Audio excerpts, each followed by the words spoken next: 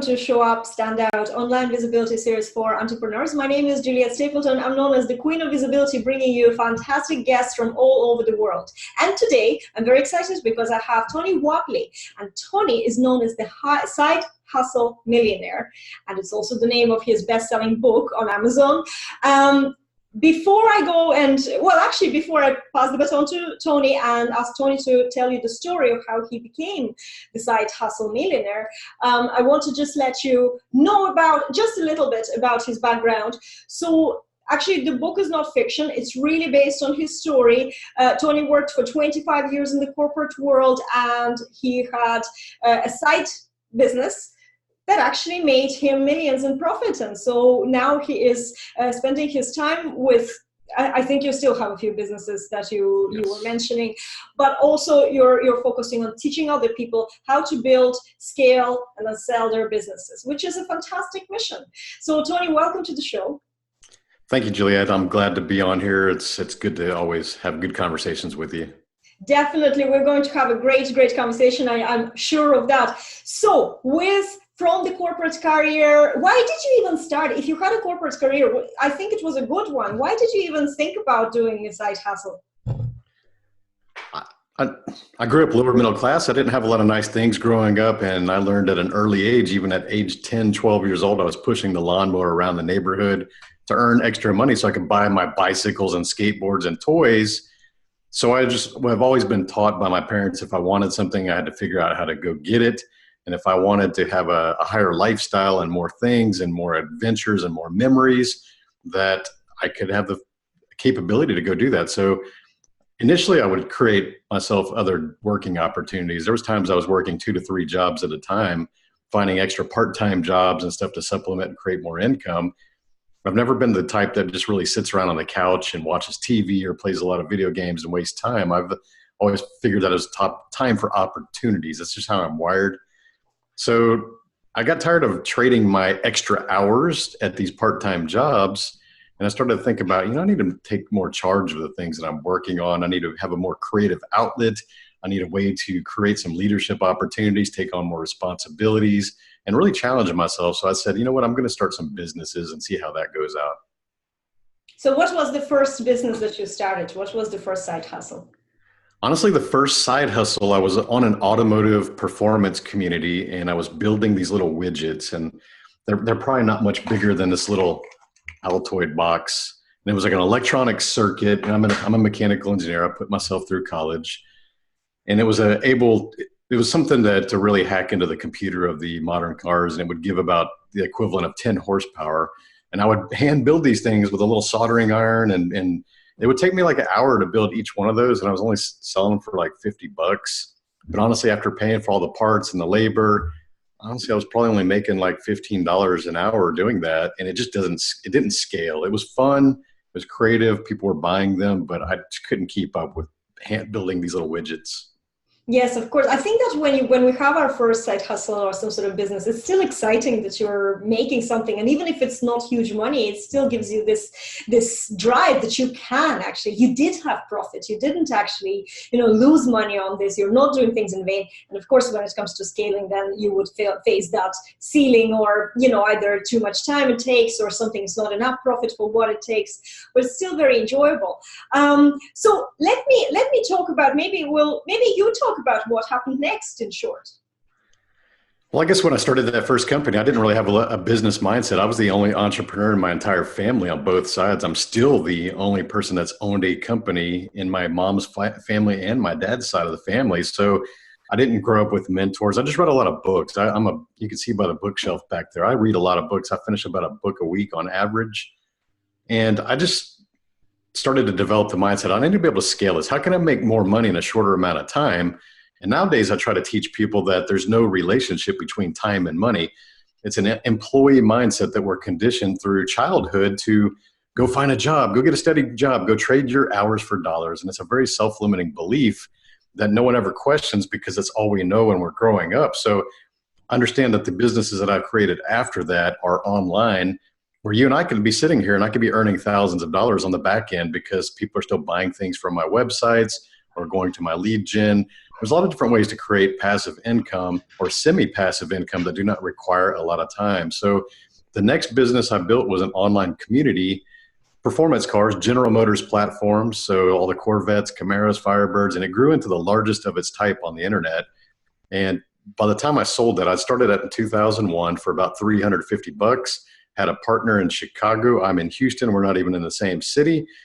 And we just had to cold call this. This is pre-social media. So we're basically cold calling, emailing, just finding more advertising revenue and doing things to entice people to sign up and register. So our lead magnets were giving away free car parts or coupons or some gift certificates to buy parts for the car. So that was a way to get people to sign up, because we knew that if we created enough people that we'd have more leverage to attract more advertising revenue.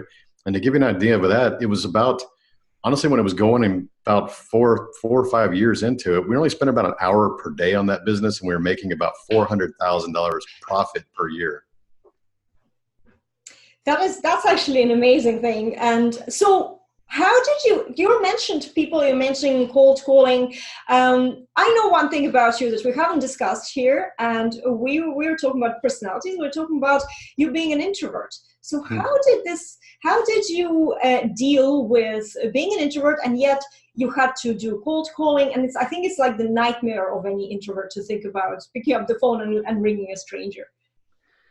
Yeah, we as introverts, we tend to take things more personal when we get rejected, and it's just it's an awful situation to be in. But the thing is, you'll have to decide for yourself that, is this life that you're living right now as an introvert, doing the air quotes for the listeners, is it serving you? Is it getting you to what you want? Do you see other people just crushing it out there and doing things that are amazing and putting themselves out there? And as an introvert, we admire those qualities in other people. But here's the trick, that anything that you admire in other people is something that you actually have within yourself. It's a capability that you have. It may not be brushed up yet. You may not have the skills yet or the experience doing that, but it's something within you that's telling you, I admire that quality in that person. I have that. What can I do to get to that same level? So it really becomes a decision. You start to see, we've heard like good guys finish last and things like this and all that. And even as children, we see that the popular kids are getting all the accolades, and the boys are getting the pretty girls. And you're like, why is everybody passing me by? And it's because, I'm shy. And here's another thing that's a mind-blowing thing. A lot of times we're labeled as introverts or being shy as children, and that's a self-limiting belief that somebody else has labeled on you. So as a child, you don't have a basis of reference to gauge that on. So you just assume, well, everybody's telling me I'm shy, so I guess I'm shy. And you kind of embrace that label and you just think I'm an introvert. Well, introversion is just really not requiring other people to feed energy from. So if you can be self-motivated, work alone for long periods of time, that's introversion. But being socially out there and helping and putting yourself out there, that's a decision. And you'll find that some of the most highly influential people, some of the biggest movie stars, they are also introverts, but they decide that this is not serving their purpose. So they decide to go put themselves out there and be uncomfortable. And honestly, you get better with practice. I agree with you 100%. It's the calling you have. And then, one day you just say to yourself, I can't ignore the calling. And yes, I'm an introvert. Yes. And I also think that what you said is so true, that we're given these labels, or we maybe sometimes put those labels on ourselves as kids because we watch the popular kids or extrovert.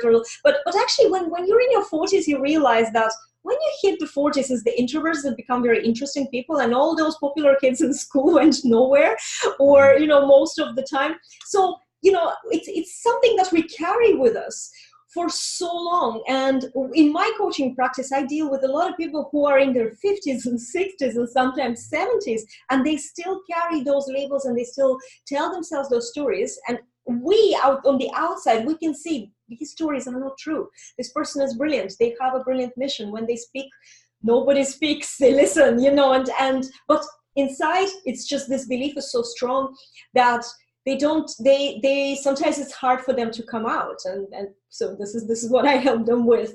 But there's another thing as well. So one thing is being introvert and being, feeling like you're shy, which is, as we just discussed, is just a story you're telling yourself. But the other part is being afraid of criticism and rejection. And what do you have to say about that part?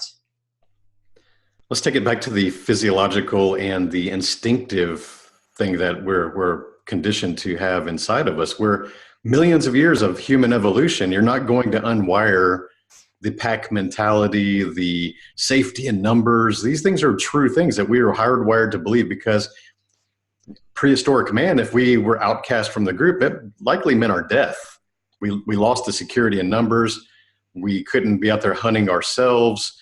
There's predators out there. There was no laws, so people could just come up and like hit you over the head with a bat and, you know, just take your life. So it's back then we evolved into needing other people around us to be accepted. And even as children, again, going through the school system, a lot of times the teachers are really the dream killers. They're the ones that tell you not to stand out, fit in. You may even have parents that are telling you, like, you know, dress like your friends, get the same haircut, listen to the same music, just go make friends. And they tell you that that's how you make friends, by fitting in. They don't really embrace the uniqueness that each of us have. And we grow up through these adolescence and teenage years of just trying to fit in because we wanted to be part of the crowd. We don't want to be outcast. We don't want to be bullied. And we carry that into our adulthood. We still try to fit in. If you're looking around at your colleagues or your friends, I mean, how many times when we go people watching, we go to a public place people watching, you see little packs of friends, they are all dressed exactly the same, just maybe a little different color, but the same outfit overall.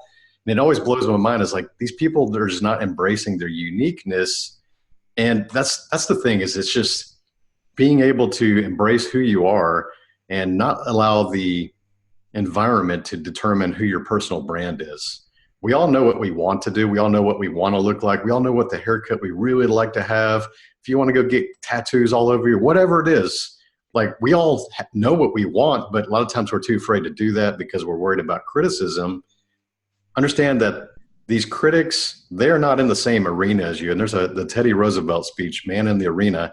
One of my favorite speeches is that you should not take criticism or comments from other people who are not willing to step in the same arena as you. So if you're willing to get on a podcast, if you're willing to go write that book, if you're willing to stand on a stage or do anything that's notable and people are going to make comments or criticisms about, disregard them, because unless they're supporting you, unless they're giving you constructive feedback, unless they've done what you want to achieve, then they're just being naysayers. And I'll tell you that the great indicator is that and I know there's some people out there that are thinking, well, you know, Tony, I don't have any critics. I must be a good person.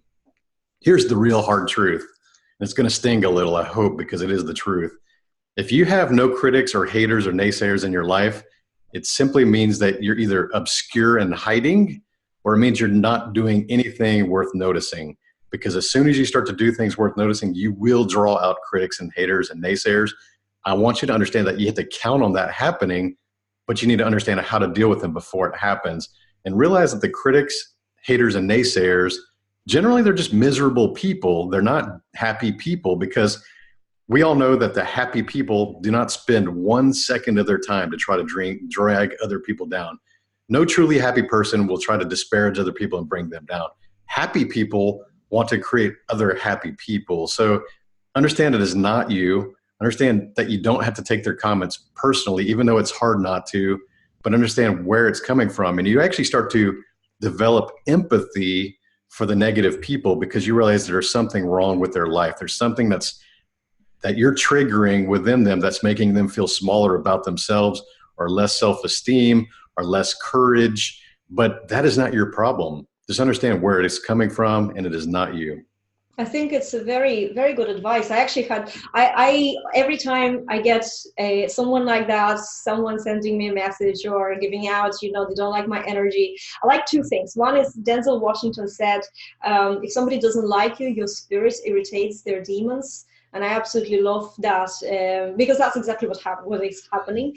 And also, you know, the thing is, how do you deal with the actual situation? I think that this is, people don't know, should I be polite? You know, somebody sends you a message, you clearly see that the person, you know, whatever they have a problem with, you clearly see it's not you, it's definitely them. They didn't even, if it was about the post, that was my situation last week, they clearly didn't read the post.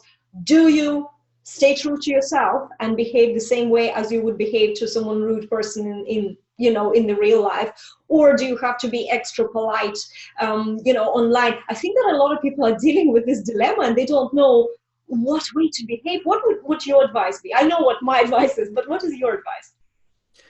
So let's talk a little bit about self-control. When, let's say you're commuting, you're driving your car and somebody cuts you off and you feel that anger and that rage, and some people are quick to get on the horn and scream at their own windshield, knowing that the person that offended them is oblivious to that and is not going to hear the message and doesn't really care, honestly. So we will definitely, it's okay to feel the emotions. It's okay to feel the anger and maybe want to retaliate. But the highest level of self-control is being able to control the reaction. So while we may not be able to control the emotion, we always should control the reaction to that emotion. So take it as an opportunity to lead by example, because you do have people watching what you're doing. You're building an audience, you're building a following, and you get a critic, and average people will be like, well, screw you, and like get back into a keyboard warrior and like try to prove them wrong or tell them how they're right. And that's the normal human tendency to do that. But if you can lead by example and show that your audience that just how to diffuse a situation, if they're getting violent or making threats, then just block them. But most people are just being wise asses and they're just kind of throwing a little jab in there, or they're being passive aggressive, or they're just trying to slight you or trying to knock you down a level. That's how most of these little trolls and comments come in. Take those opportunities to respond in a public manner that shows that you're the leader, that you're above that. Sometimes I just go, hey, sorry that I don't even say sorry, because you don't have to apologize for things you don't do wrong. So you just be like, thank you for your comment. I understand that it may not be something that you're interested in seeing or hearing from me.